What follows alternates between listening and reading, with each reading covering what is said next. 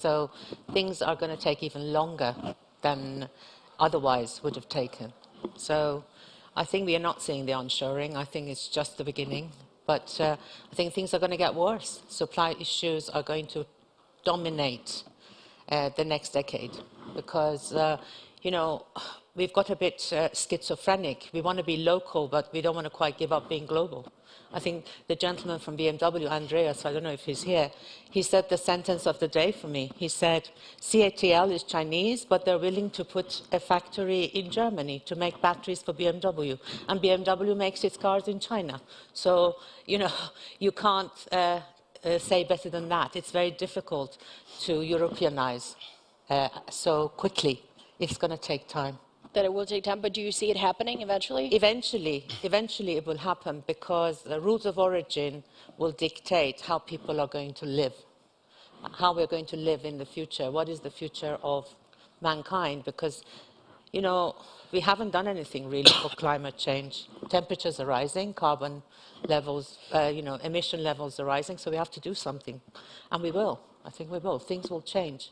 We'll sort of change the way we move. Mobility will change more towards public transportation and, you know, cars and scooters and last mile and jobs. You know, we need jobs. And I think the supply chain will create jobs and industry and technology will create jobs. And the next generation will dictate how we live.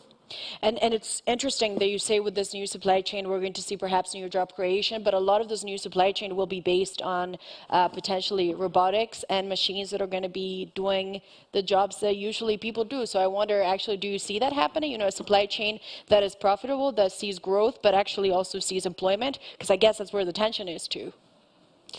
That's for me? Yeah. Yeah, of course, we see it. We saw it even before. What is now reality is that this process was just speeded up. But speaking about supply chain and shortage economy, now the fresh issue of The Economist, the cover page is the shortage economy. Mm-hmm. Elder from us who lived here in this region, we know what does it mean, shortage economy. It means now I don't think it is the same, of course. I think that this is temporary. I mean, today's situation. Of course, if we are speaking about what does it mean temporary, if it is months or years, but I think in principle it is temporary.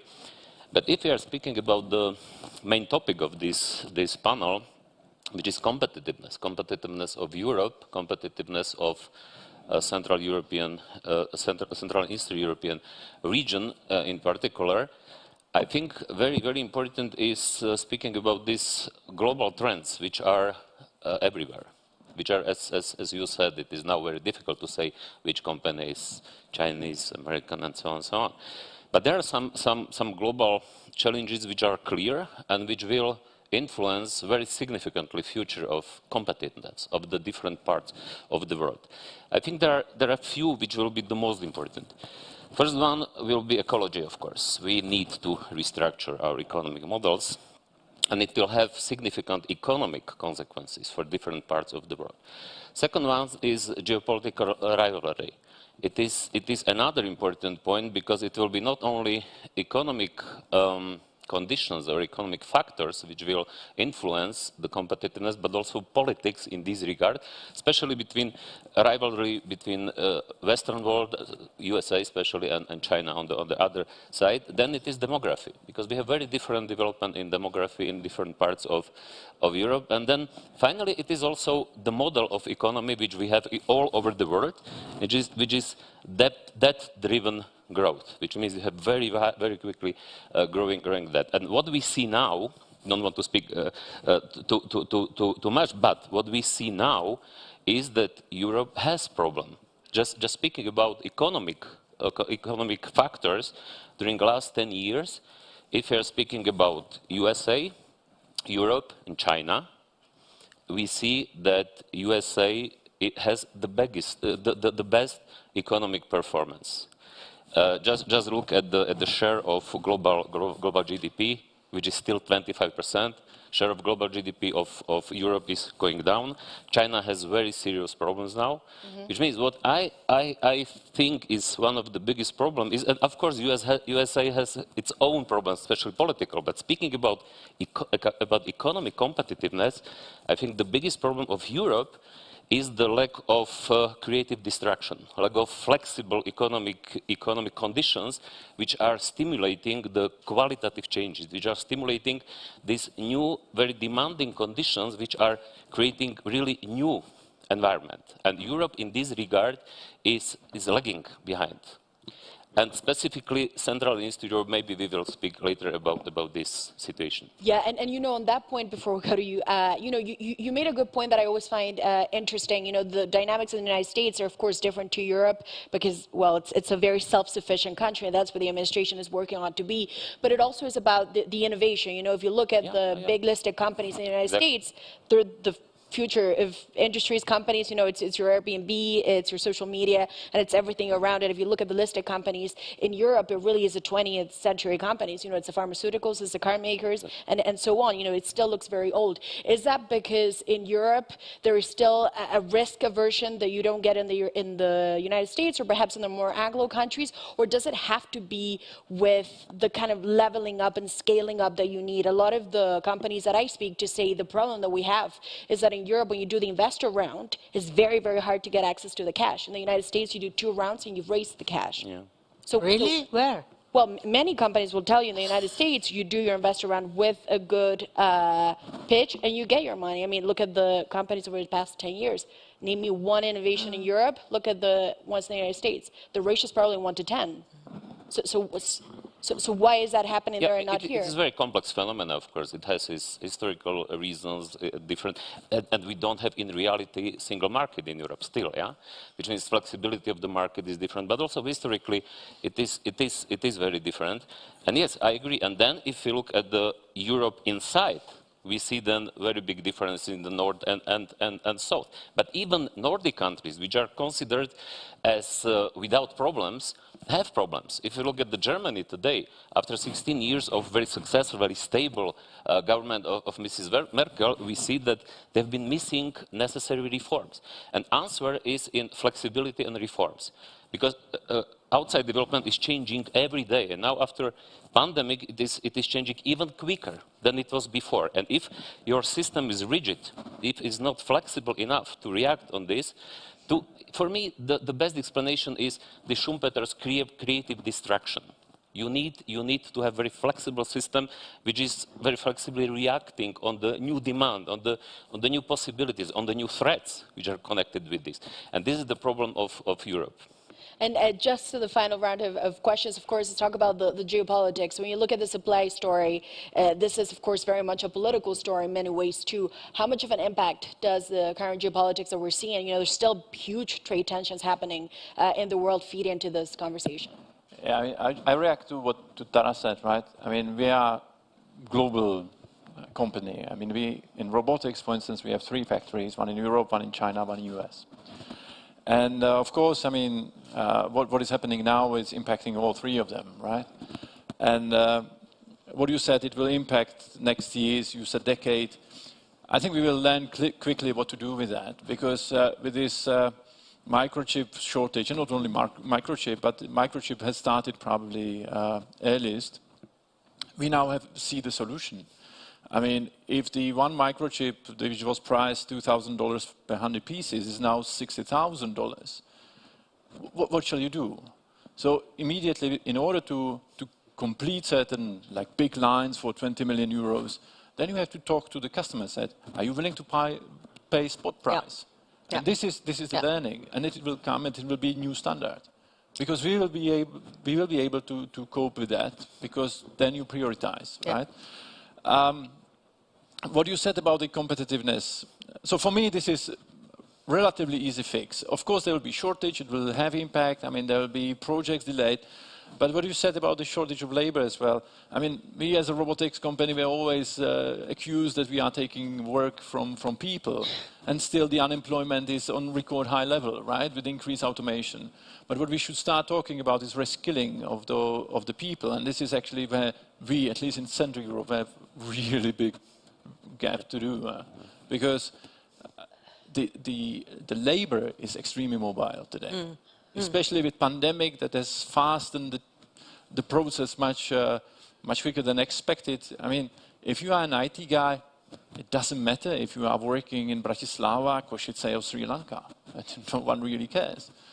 I mean, discussion about Innobat, I mean, what is the ratio of people employed in Slovakia and other 3 continents, right? I mean, you are very flexible.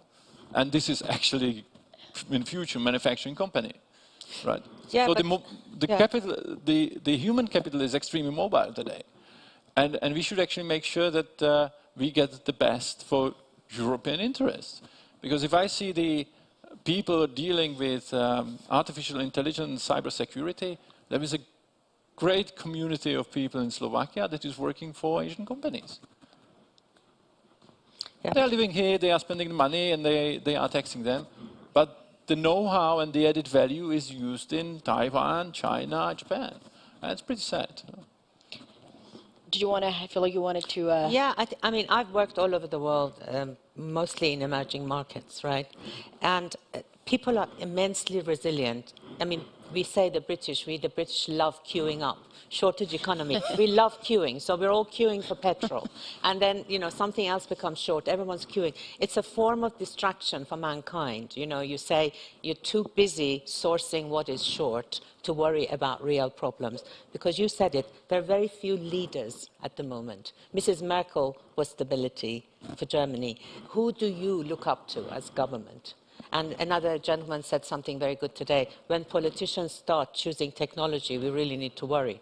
So I think you mentioned Innobat. It's only a year that I've started working in this region. Wonderful region, immensely capable. But I have to say that I find it amazing at how little support innovation gets here. Yes. You know, if you're innovative here, you're actually penalized. I'm very surprised. You know, it's like, what? You know, you should be really, really nurturing this innovation, all the ideas, you know, AI, robotics, battery value chains, all the great things that are happening here. But I see them fighting for basics, you know, getting attention. You said in the US you do a couple of rounds and you get your funding, right? I have never seen people work so hard to get funding that should come to them naturally in the Central and Eastern European countries. And this morning they were talking about it's too expensive because you go and buy second-hand German diesel and gasoline cars and bring them here. Therefore, you have the worst CO2 level. You're number 2 in terms of that.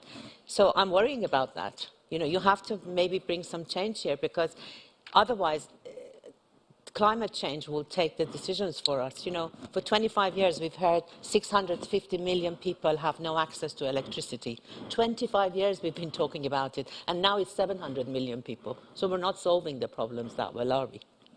But Tara, would you say, just to rub on this point that you make about perhaps the lack of innovation in Eastern Central Europe, I know it's very also hard. There's plenty of innovation, lack of support. Lack of support. Is that because you feel like it's still very much ingrained? And again, I don't want to be rude, but this is something that, you know, behind the scenes, many governments in Eastern Europe still continue to tell you, in Central Europe, that what they see their big advantage is on the price, is competing on the cheap. Exactly. Is that because you are absolutely right. The decider of all of mankind's issues is cheapness. Yeah. We want things to be cheap. And if things to be cheap require subsidy, then we need institutionalization. As you said, disruption, positive disruption. Yeah. And freedom of choice should be given to the consumer. And the consumer should elect to spend that money. I was saying this morning that mobile phones are a very good example of how it evolved, right? Because if you look at Haiti, the poorest nation on earth, per capita, there are more mobile phones in Haiti than there are in the United States because people choose not to eat to buy that phone, right? So somehow we have to translate that desire of the consumer to have the best into the support from the EU and nations to make it happen. You used the example of Innobat, I didn't, but I see them struggle. I see them, you know, they struggle. And some of the big ideas that came from this region, you know, cradle to cradle, recycling, making sure that, you know, energy neutral processes and businesses, all of those things are innovations, but they're not getting airtime. And this is a very good point, you know, because it does show that there's a lack and a mismatch, perhaps, between where government action is going and, to some extent, what your consumer also wants to see. So how can you narrow that gap? Yeah, I think specific problem of this region, I mean, CE region, is that in first stage of reforms, we have been creating the basis for market economy. It was kind of will to change this because communism collapsed and everybody wanted to do it. Very strong kind of support for this was EU integration, because it was for us as motivation, as anchor also for. And now, you know, these countries entered the European Union, some of them also to Eurozone. They increased mass industrial competitiveness. It is the key. Yeah. We are still competitive in mass industrial production. Yeah. The problem is that it was based on the skills also, but also in the low salaries. But we are losing this competitiveness, of course, because we are growing. Economy is growing, wages are growing, and we are not doing enough for restructuring from mass industrial production to innovation-driven economy. But the problem is that first it is kind of lack of incentives for politicians to do this, because every reform is politically difficult, it's political challenge. And now it is not kind of necessity, and I mean visible necessity. It is necessity, of course, but people don't consider, even politicians don't consider this. And then if you don't have this kind of consensus among significant part of population and politicians, that reforms have to be permanent process, not campaign. We are doing 2-3 years reforms and then nothing, then we are great. And I see few countries which are relatively successful in this. Estonia is a good example. A very small, tiny country which has this kind of consensus among politicians that, okay, despite if it is center-right, center-left governments, they agreed that they want and they need to modernize the country permanently. And this is something which is missing, especially if I'm speaking about my country, Slovakia. Maybe we are, at least in Visegrad, for the worst example, or one of the worst examples, because we have kind of periods of very speedy reforms and then doing nothing, and then so on. And then as more you are delaying necessary reforms, as more difficult politically it is to do, because then price and so on. Which means, but this is general problem, not only in Central Eastern Europe, I mean in all Europe, because this process of necessary modernization, saying in other words, doing reforms are very important and politically risky and politically difficult. And, you know, just to follow up on that, you know, perhaps a controversial question, maybe I get a lot of hate for asking this, and knowing that, of course, Eastern Central Europe is very, the politics is very hard to kind of reduce them to a stereotype. But I have to ask you this question, given that you mentioned EU integration and you also mentioned the politics, how they feed into the economy. What about rule of law? In the past year, we've seen a lot of money that kind of goes, you know what, I like Eastern Europe, it's cheap, it's good for my business, but I'm not sure if I like the illiberal turn that some countries are taking. How big of a risk is that? This is my favorite question, but of course it's for answers. But simply think, this is very difficult because friction and legacy. I mean, not only formal rules, but informal rules are changing very slowly through the change of generation. Gordon Brown said, I very agree with him, that regarding rule of law, first 400 years is the most difficult. And this is, of course, a legacy, I mean, historical legacy, not only from communist 40 years in this region and 70 in Ukraine and Russia, is really very difficult. And this friction and this reproduction of the informal rules and deformations in the informal rules are huge. Which means it is fight. It will be improved, and it is improving, I have to say. But unfortunately, very slowly, very costly. And it is one of the reasons why reforms are even more difficult maybe in this region. I spent 5 years in Ukraine. It is even more difficult. It is it's extraordinary. On one side, they have really IT sector very developed, very competitive. On other side, they didn't do this industrial competitiveness reform. Restructuring of the old industry was not done, which means you have some kind of contrast in this, that it is objectively difficult, and it is simply impossible to change in few years. But it is necessary to fight and push.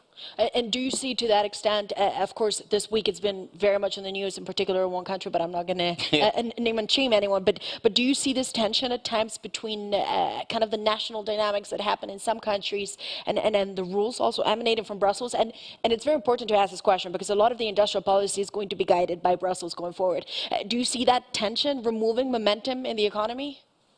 You mean tensions between Brussels and national? So the industrial policy perhaps that comes, and Okay, also the money perhaps also coming from Brussels with strings attached on rule of law. There is of course some tension, but I am deeply convinced that the European Union membership for countries like Slovakia, Czech Republic, others is the biggest fortune what they had. Without this, it could be much worse. Of course, EU has its own some problems, but in principle, EU rules and EU not only regulation but also fight for a level playing, for instance, for anti-monopoly policy and so on, for responsible public finance, for instance, is very important. Which means, I think it is grateful, it is very positive that there is this tension, because it is finally speeding up this necessary development to normally functioning, country with the rule of law and everything.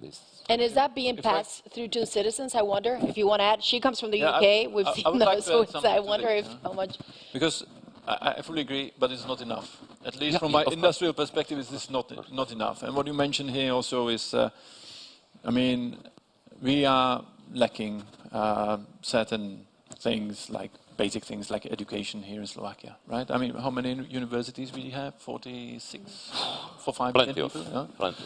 And basically say something about the quality as well. If I look at the needs of the industry, right? From this cheap labor, we are coming even in Slovakia to higher added value, but we don't have the skills. Yeah. And this is not really something you can fix in 5 years. Yeah. And if you look at the current government, we are just in the middle of the term, right? So what we did regarding the educational reform? So far, nothing. Hopefully, there is actually something in pipeline. Kindergartens, let's say. We have to start there anyway, right? But we really have a long way to go. And the industry. What's your population in Slovakia? Is 3 million, right? 5.4. 5.4 million. Yeah. But the industries are actually very flexible in terms of mobility, right? And fortunately, there is so far no better option.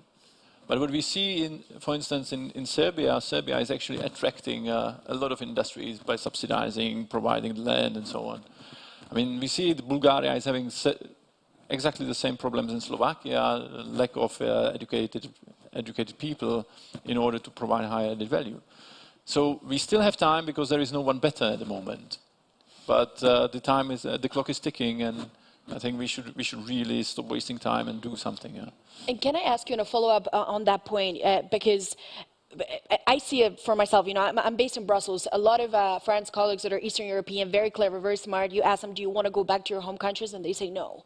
So, but is that, how can you fix this brain drain? Because again, these are super capable people that add a lot of value to the economy. And then you ask them, do you want to go back? And they say no. That's another thing.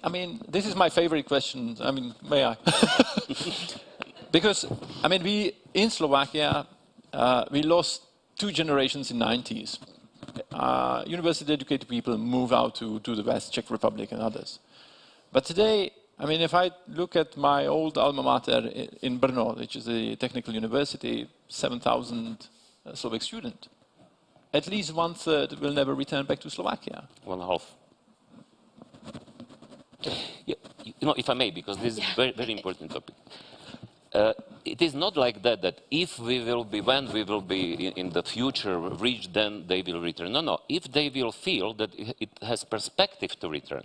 Because if you have dynamic economy, which is growing 6-7%, is very dynamic, then it is creating better opportunities for young educated people than rich country, which is growing 2%, for instance. Which means, what is very important is that people have to feel that they have perspective there, and then they will return. Which means it is good that a lot of Slovakians are studying abroad, but bad is that they are not returning home. Yes. And also bad is that what Czech Republic is doing regarding Slovak Republic, they are taking the best students there. They're free of charge studying in Slovak language. They do it because it is active immigration policy.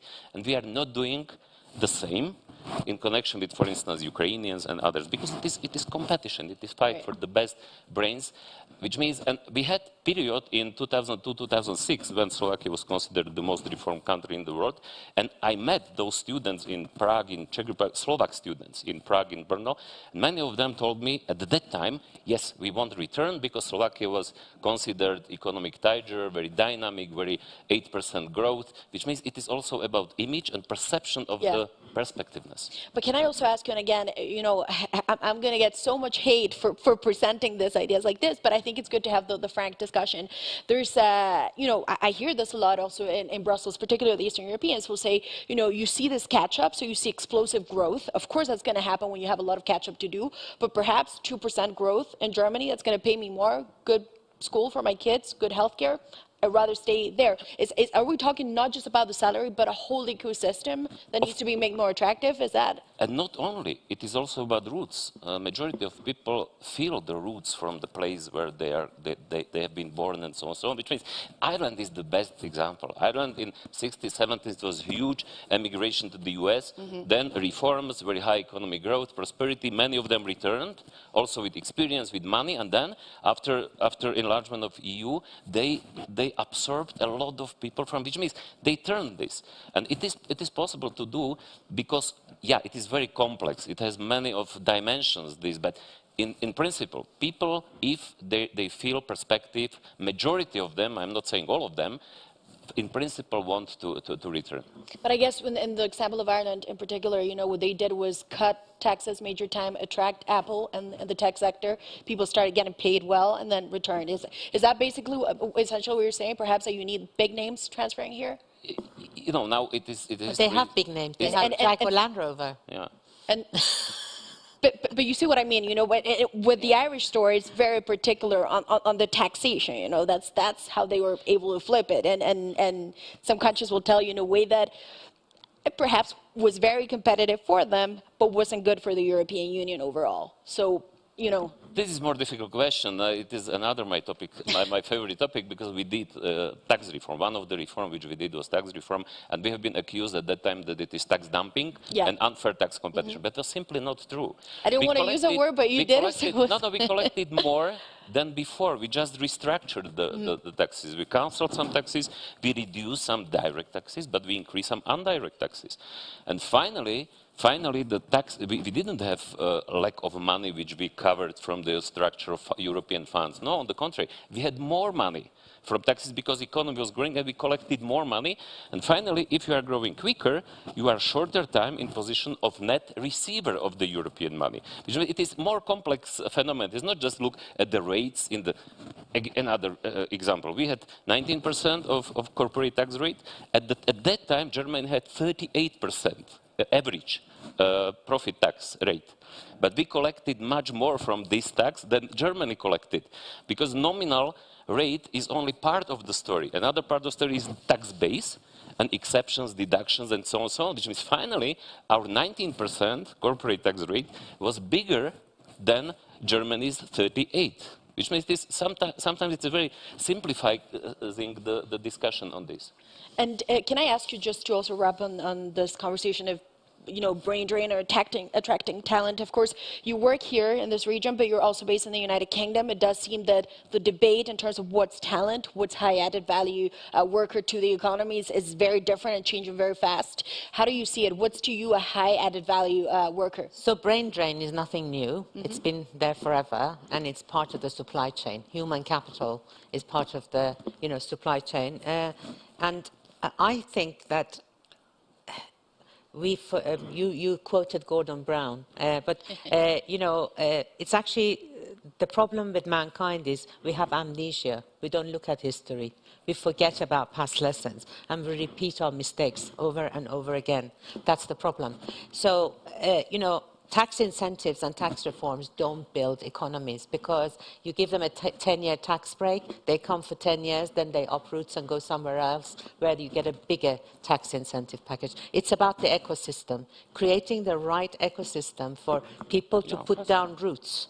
This is the words that you used, and that's exactly right. How do you entice people to put down roots somewhere? And if you notice, countries that are subjected to sanctions typically do well because people come together. People come together, they become united, and they get a common purpose. And countries that are thrown money at, EU funding, sometimes don't even know how to spend that money. They can't spend that money because they don't know what to do with it, because they're clogged with bureaucracy. The issue of Serbia doing better is because they tackled bureaucracy. They set up a notion of one-stop shop to attract investment. And here I find in this region, especially in what I've experienced, the bureaucracy and the gentleman's club. I mean, the women are very subservient here. I don't know why.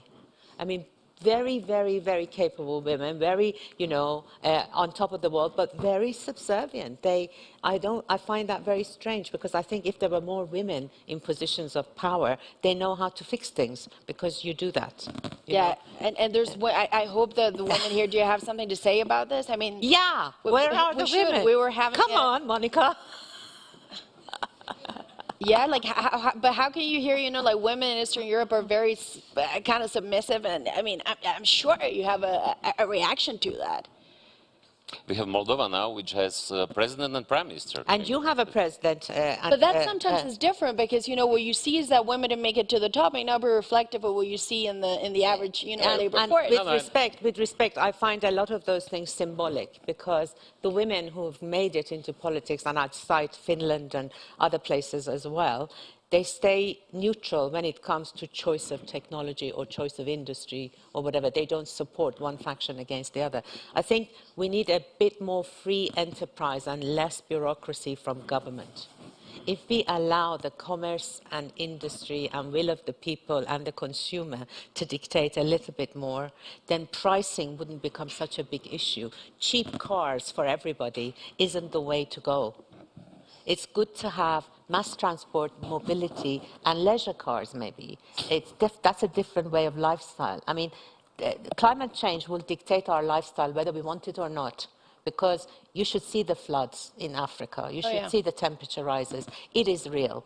And we're ignoring, and people were arguing today about extending the gasoline ban to 2050, like it's a choice we have, like we can dictate at what date we turn the tap off.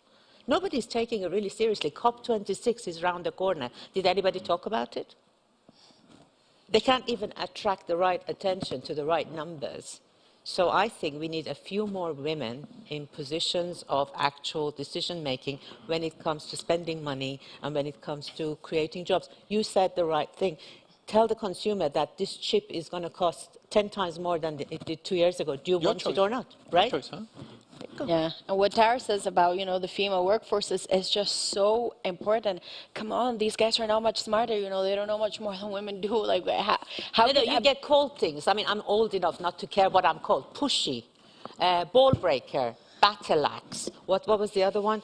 God, she's going to kill you before she lets you out of this room. You have to get used to that, But I think results will speak for itself. And this region has the most opportunity in Europe. Look at the demographics. Look at the age, the young. We have to look at the young, the proportion of the young. And I think that's where your opportunity is, to support your new industries and your new technologies. And it brings, look at Japan, when they finally started taking women seriously. Someone had go ahead. Well,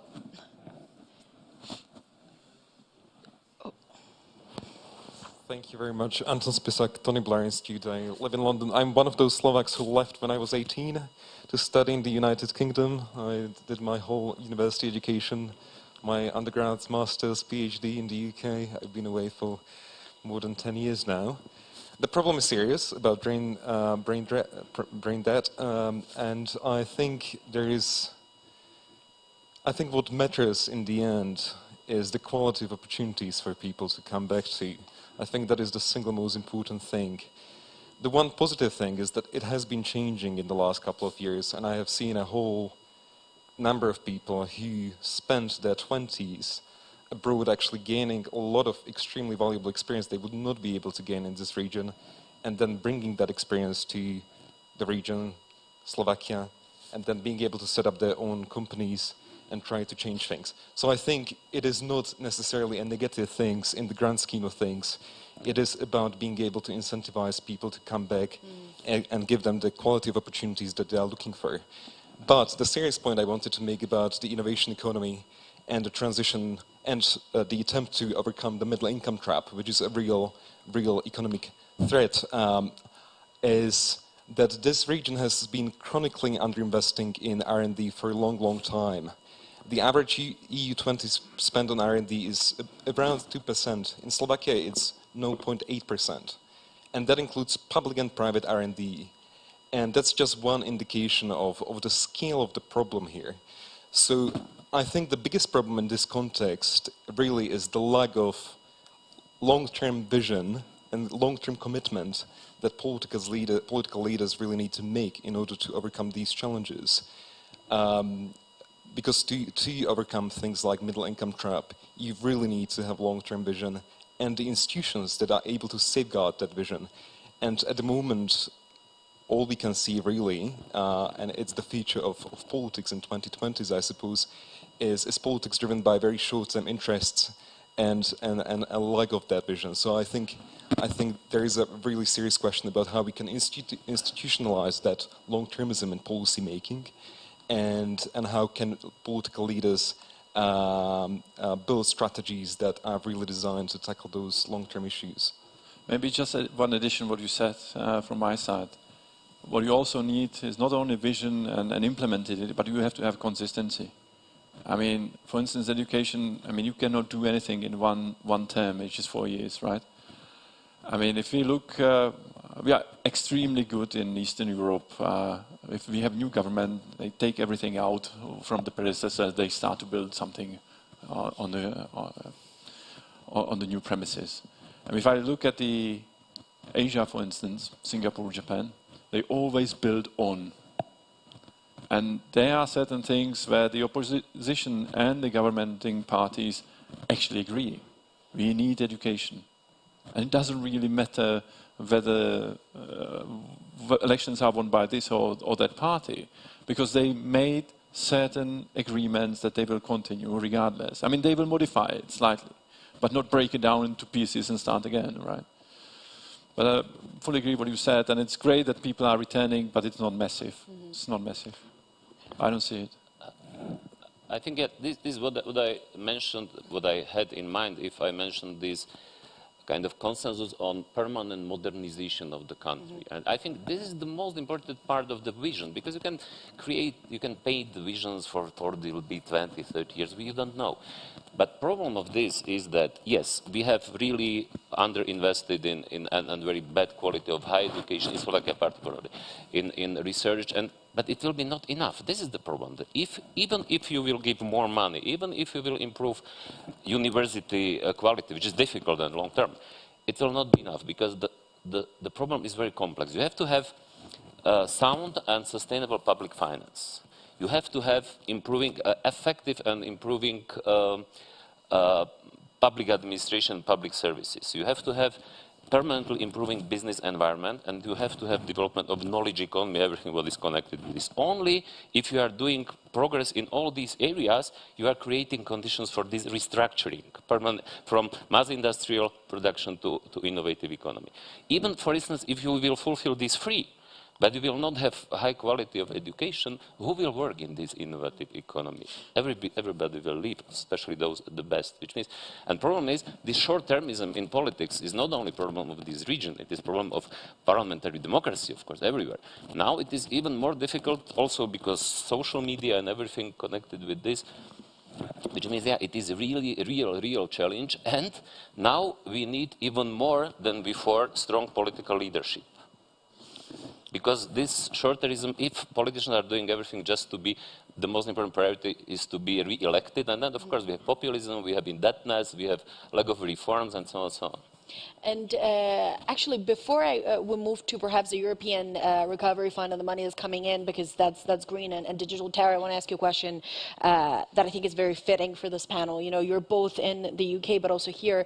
There is no question, and you know, and I lived in the UK, and this is a real debate that kind of Eastern European migration or Eastern European labor force was seen as not the best quality for the UK. Now, flash forward 10 years, you have companies begging the government to extend visas and change that regulation. So, first of all, isn't that ironic? And then secondly, you know, are we wrong in terms of measuring how you add value and what high value means? I think people deserve the government they get because we, the voters, bring it on ourselves, okay? And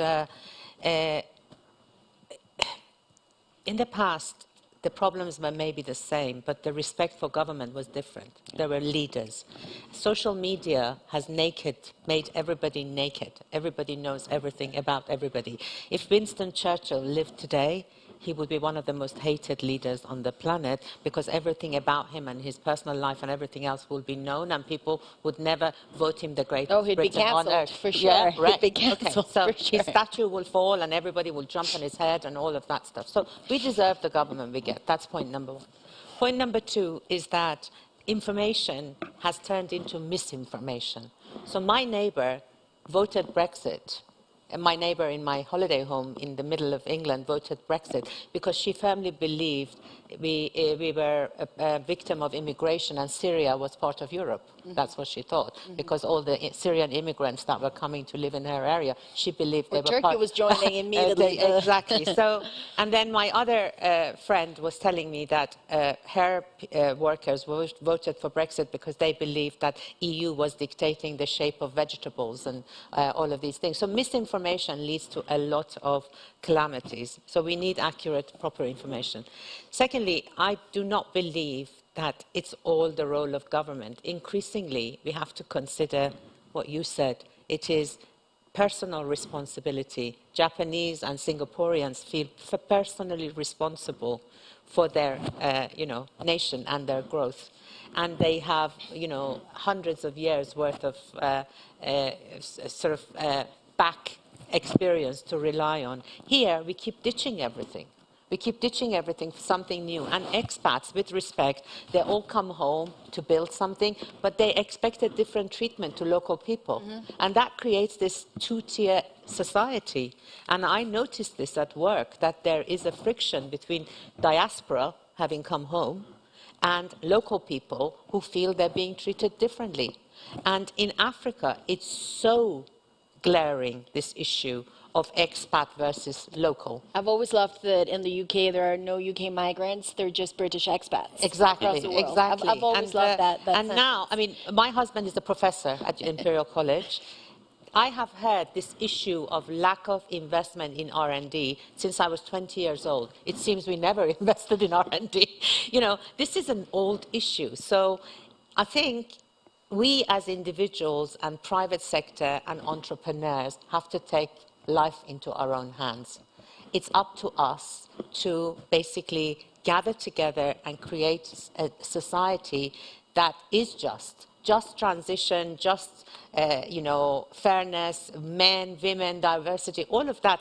It's in our hands, And the EU, to me, is an interesting concept. I mean, I am very much a Remainer, and I, applaud the EU and all of that. But sometimes, individual nationalities have to play a role. Yeah. It's very difficult if you don't see the differences and celebrate the differences instead of trying to iron away the differences.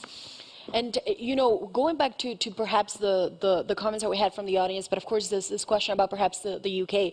I remember The Economist had a front page that said Brexit will trigger now a kind of return of Eastern European minds that have been in the United Kingdom and go back to Eastern Europe. I guess perhaps they were referring to more like countries like perhaps Romania or Poland and so on.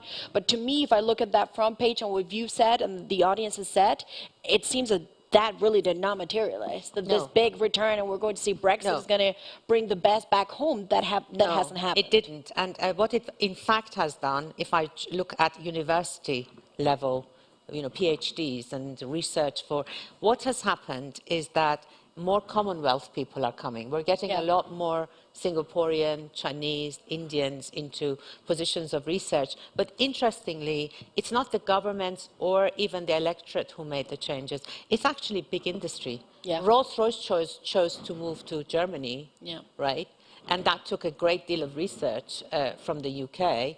And if you look at what's happening within the car industry, you know, who owns who, you get confused, isn't it? I mean, Mini is owned by, is it BMW? Mini is owned by BMW. Somebody else bought, Tata Motors bought JLR. So when you look at the ownership of the asset, and then you map that on where the actual commodity is built, which is Slovakia, then you come to understand, like I've done over the past year, that zero decision-making takes place here, where the cars are made. You know, that is the issue. The issue is decision-making and direction of use of funds. Batteries have to be made where the cars are made. I mean, it's like fact of life. 55% of the cost of a vehicle is its battery, right? So batteries should be made where the car is made. If it makes it more expensive, that's where the incentive should go. So what are we getting? It's the Chinese who make the batteries, and it's, you know, talk to the car maker. The car maker says, I need to be competitive on cost. I can't take a risk that my cost will go up. So what is this circular argument of catch-22? So that's where legislation should come in. Legislation should come in to say, if you make your cars in Slovakia, please make your batteries in Slovakia. I mean, that's what I think anyway. And there was go ahead, if we could get him the, and there's also you, okay. And you too, nice. Hi, Jeff Lightfoot from Center for International Private Enterprise, and thanks for a good discussion. Maybe a short comment as an expat immigrating here, and then a question for the panel. But you talked about attracting talent, or the Czech Republic almost pulling away Slovak students. As an American married to a Slovak who left 11 years ago, and she's coming back for my new job here, navigating the foreign police and the bureaucracy here is just, you can see what a deterrent it is to bring to anybody wanting to actually come and live here from outside the EU. When did you come? A couple months ago. So you still have like 12, 15 months I know. of that. And you said if one more document has to be notarized, apostilled, right, and certified, translated, and it's like, it just makes, you would say, why would, for universities, would you ever get anybody who would want to come outside of the EU to move into this system? Because it really takes a huge amount of commitment. If it wasn't for the fact that I was married to a Slovak, it just wouldn't work. So I think that's something to think about in terms of moving up the value chain. Anecdotally, I'm just sort of stunned by this. Incidentally, the US is even worse. I have to tell you, getting anything done in the US, forget it. It's not easy in the US. No, I know, because my wife just went through that in the US too. But my family live in America, so I know, because it's impossible to do anything. It takes a lot of determination for sure. But I did have a question then for the panel about the whole idea of onshoring or sort of reshoring of supply chains. I've heard people in Romania see this as an opportunity post-COVID, and you hear from desire in the Western Balkans to maybe they could be part of this reshoring. Is any of that realistic? And based on this conversation we're hearing, where might be the places in Central Southeast Europe that could potentially take advantage of that? What would be the most promising markets you might see? I think it was answered. From my perspective, it was answered already by Tara. Very simple. Who will be the most flexible at the moment? And actually, I would like to react to what you said. I mean, it's about the whole environment that you create for the people coming into the country, right? I'm not Slovak, I'm Czech.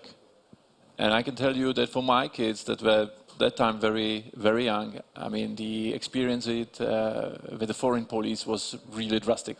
Yeah. And of course, I'm doing a little bit better, but I mean, if you have this kind of conditions, how you want to attract talents. I mean, basically they force you to queue in 24 hours up front in order to get in.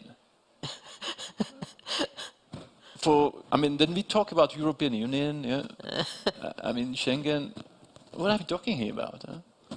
So, good point. Yeah, but your question regarding nearshoring, everybody is speaking about this, and of course it depends, because, for instance, I will give you a very concrete example.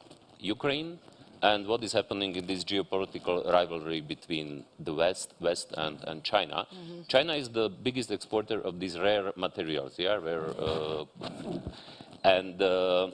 Earth minerals. This is necessary to change this, also from geopolitical reasons and safety reasons. And Ukraine, on the other side, has a lot of resources, in titanium, for instance, which means in these areas, I think it will be, surely, because not only economic reasons, but also other political and geopolitical reasons. Well, there is the lithium, the biggest lithium deposit outside of China is in this region.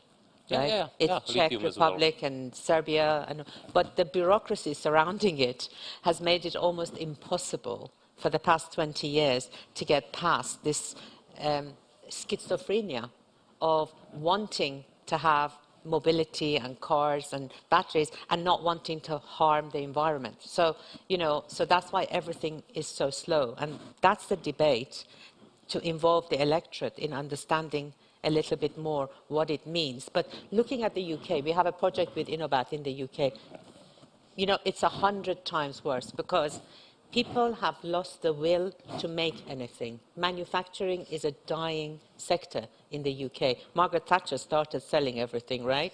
And now we're trying to save the car sector by incentivizing packages and all of that. So what did the government do? Gave money to Stellantis and gave money to Nissan, right, to make electric vehicles, but didn't consider the battery, didn't consider where the battery comes from and how it needs to be recycled, because that's the other thing. We keep talking about the final product. It's actually the entire value chain. It's from taking the material out of the ground, turning it into active material for battery, then making it into a battery, then making a car, and then you have to recycle all of that. So returning it from the beginning back to the beginning. And the recycling is the biggest challenge. People were talking about charging being the biggest challenge. I don't agree with that so much, because I think charging, the technology will change. Soon we will do it wirelessly. We'll have little pads and we'll put our cars or scooters on top of those little pads and like Scotty with Star Wars and all of that. Maybe soon we won't even need cars. They beam us up. What do you think about that? And I think there were two more questions there's two more. So given that we have 8 minutes left, I think I'm going to leave the floor to you. Yeah, Zoltán Varga from Hungary. I have one comment and one question. The question is, how do you see the impact of the global minimum tax on EU and on the V4 countries? And a comment on luring back young people to the region. I think it needs political stability, not only growth or GDP growth, but it's political stability. If the people don't feel that they can express their view and there's no free media, they will not come back. Thank you. Yeah, I agree. Regarding global minimum tax, I don't see a problem in this if it is this concept as it was agreed. I mean that it will be for the global international companies 15%. Of course, it will be Ireland will be affected, but only Ireland and Hungary. I think only two European countries. But it has logic. I had nothing against this. What we have been afraid when it was discussion about harmonization of the corporate income tax in Europe, it was much broader project, and it's still under discussion. And the problem is, when we did tax reform, what we did? We cancelled some taxes, we reduced direct taxes, and we cancelled almost all exceptions, deductions, and special rates, which means we broadened tax base. And now you have a problem, because if you want to have the same rate, the same tax, not only rate, but tax, corporate tax, you have to have not only the same rate, but also the same base.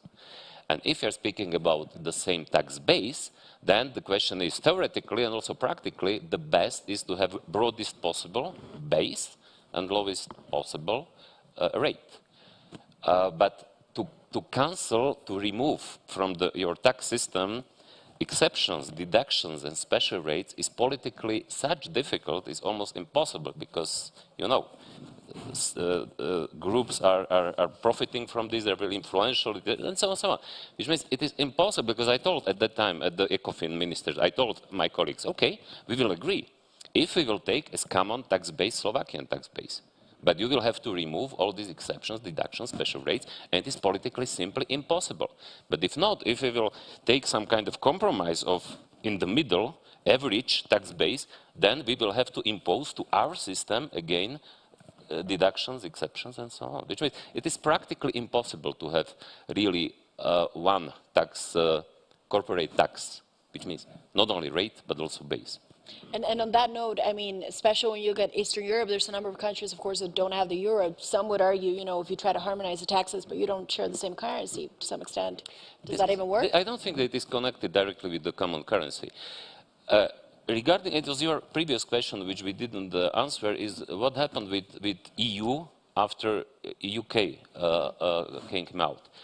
And it was interesting, because I was finance minister 2 times. Once before euro, and second time after euro was implemented, was working. And it was, but it was interesting from this point of view that at that time, when it was without euro, the influence of UK and others was much, much bigger. But after euro was implemented, the most decisions and discussions have been done in Eurogroup discussions, which means then in European Union, ECOFIN, finance ministers meeting, was mostly irrelevant It's issues. pointless, because especially it's all about the European Central Bank right now. Exactly. So exactly. it is, Which means this was, I think, also important that because euro, real influence of UK was really decreased in the European Union. But then how does this apply to perhaps Eastern Europe? You know, again, countries that say we want to stick with our national currency because it gives us a competitive edge. But as you said, the big decisions in the euro architecture are done now by the big holders of the euro. So doesn't that take away some of the leverage that you could have?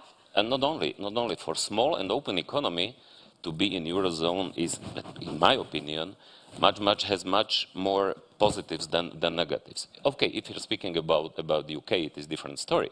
But look at Estonia. Estonia entered eurozone in the peak of crisis in 2010, I think, or 11, which means because they know that for them, small and open country doesn't have independent monetary policy. It is simply impossible from the definition.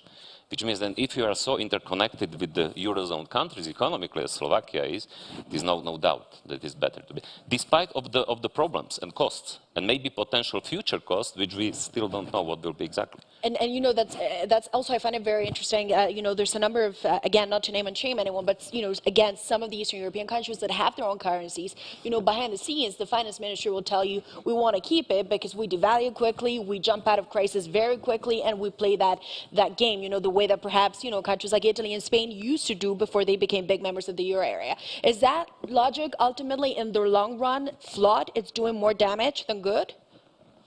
In the long run, we don't know, of course. You know, prognosing is difficult, especially future. It is difficult to say. But look at today, what is inflation development in Poland, Czech Republic, Hungary, and what is in Slovakia. Yeah. Which means we can see also now positive consequences of the being in the euro. Would you agree with that? Do you see any? You would agree with that? Yeah. And I mean, look at the Czech Republic. I mean, being Czech, I mean, the influence from Germany is what, 60%, right? Yeah. So what do you want to do? And the other eurozone countries are remaining 25. What are we talking here about? And I think there was a final question from the audience. Was it you? The one? Yeah, let's take that one. Hi, my name is András Simor. I'm also from Hungary. My question is, first, I fully agree with Mr. Mikloš about the importance of creative destruction and continuous modernization to speed up the development of Europe. However, this means taking risks and moving people out of their comfort zone, which Europeans have never been good at compared to Americans for various historic reasons. But the challenge is for politicians the following. If you look at the last 15 years, we had two major crises. We had the financial and economic crisis, and now we had the pandemic. The consequence of this is that people, I presume, want more security rather than less security. And then you have a politician who wants to get re-elected. And he chooses between giving people more security and slower growth, potentially, or taking the risk of not being re-elected. Mm-hmm. So what is the motivation for politicians, in your view, to actually go and take the risk and trying to move people out of their comfort zone in such an environment? If you're able to answer that, then you're in for a Nobel in politics. What is the one now? Exactly, you are right. It is I mean, described the situation very, very correctly and precisely. The motivation has to be to change this vicious cycle, and to be leader and statesman, and not the ordinary politician. I know that it is difficult. Even I have to say that I am not optimist regarding the future development, not only in this region, but finally in long-term perspective, I think finally if we will see that it doesn't work, it is necessary to change this, that hopefully it will be changed. Because, you know, finally, I like this kind of words that politicians are doing what is necessary and useful after trying everything else. Do you want to add on? How about a game to change politicians' space with private sector? So company chairmen could go and become politicians, and politicians could come and run the private sector for a bit. Because I think this public-private partnership is where it's at. This is in Singapore. I mean, yes, you have exactly. to have 20 years of experience in private sector in order to. But I have to say it is also in Czech Republic, which means to be careful, please. But let's see tomorrow. Let's see tomorrow. But Pavel, I'm pretty sure you speak to a lot of companies, but also a lot of politicians. You speak to a lot of people all the time to try to make this happen. When you speak in particular to politicians, what is it that you tell them? I'm sure you always tell them the one line. I mean, there's got to be something that you repeat. We need to get this right. Well, it's a brilliant question, but what is coming as a most of the times in current times, I would say last couple of years, is the fragility of the government. Okay. Yeah. So you don't have the kind of You mentioned the strong leader, right? Yes. But you cannot be really strong leader if you don't have the ultimate support. Yeah. And then we can have a look at Slovakia. We can have a look at Czech Republic. I mean, not only. I mean, if you have actually five parties in the government, how stable the government is, and how much political power you have to do something, right? Yeah. And can I just ask you, since we're running out of time, but I'm still curious, you know, there's all this recovery fund, you know, money, they say it's green, it's digital, this is going to take Europe to the next kind of big industrial revolution. Are you excited about that? Do you think it's going to turn into another Juncker plan that, He looks very excited. Look, that was big, but didn't... What was Minister Dolezal saying 1 hour ago here? So excited. He said, for me, the priority is to build the roads. The priority number one is maybe to electrify. But Monica told him off. She told him off. But I fully agree with him. I mean, we really have to set one priority number one. I mean, you cannot have 5 priorities number one, because then you do nothing. You know? I mean, of course you can do it together, right? You build the roads and you build the charging stations around it, but you have to really focus. And I think that from his perspective, I really like what he said. I mean, let's focus on rail. I mean, rail is actually the low-hanging fruit here, if we get it funded. Exactly. Well, time's up. It went by very quickly, so I hope, you know, it means that it was good. I certainly enjoyed the session, so thank you so much for taking the time, and also thank you to everyone that put the questions that were actually very good. The gentleman that asked about the OECD tax, you know, deal that was agreed yesterday, you put me to shame as a journalist, because that was actually the big news item of the day, and I forgot to ask about that, so well done. And thank you. Yeah, we hope to see you next year. Thank you so much. Kara, Ivan, Pavel, thanks so much.